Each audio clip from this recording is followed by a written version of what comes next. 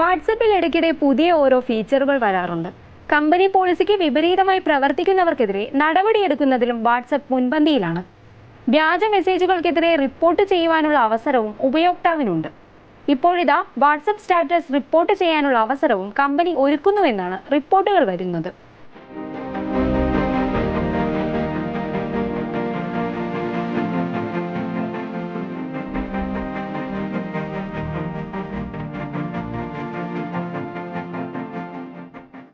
പുതിയ ഫീച്ചറിന്റെ പണിപ്പുരയിലാണ് വാട്സപ്പ് എന്നാണ് വിവരങ്ങളുള്ളത്.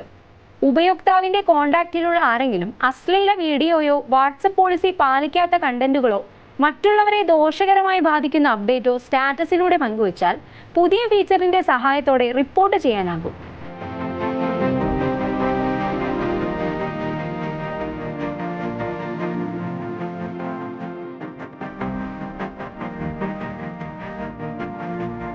ഡെസ്ക്ടോപ്പ് വേർഷനിൽ ഈ ഫീച്ചർ വാട്സപ്പ് പരീക്ഷിച്ചു വരുന്നതായാണ് വിവരങ്ങളുള്ളത്. ഭാവി അപ്ഡേറ്റുകളിൽ ഈ ഫീച്ചർ വന്നേക്കാം. അതേസമയം കഴിഞ്ഞ ഒക്ടോബറിൽ മാത്രം 23 ലക്ഷം ഇന്ത്യക്കാരുടെ അക്കൗണ്ടുകൾ വാട്സപ്പ് നിരോധിച്ചിരുന്നു.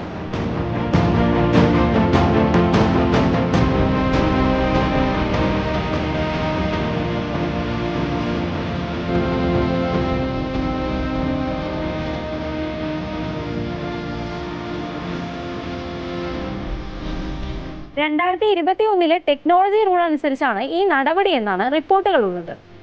ഈ 23 ലക്ഷം അക്കൗണ്ടുകളിൽ 8,11,000 അക്കൗണ്ടുകൾ ഉപയോക്താക്കളുടെ പരാതി ലഭിക്കുന്നതിന് മുൻപ് തന്നെ വാട്സപ്പ് നിരോധിച്ചിരുന്നു.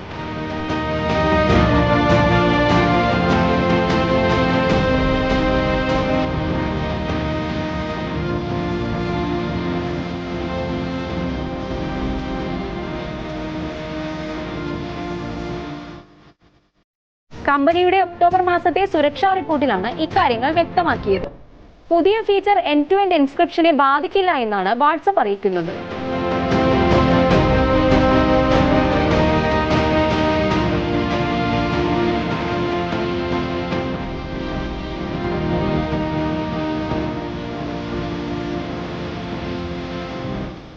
ഉപയോക്താക്കളുടെ സ്വകാര്യ ചാറ്റുകളോ കോളുകളോ ആർക്കും മെറ്റയ്ക്ക് പോലും ആക്സസ് ചെയ്യാൻ കഴിയില്ലെന്ന ഉറപ്പ് വാട്സപ്പ് തരുന്നുണ്ട്.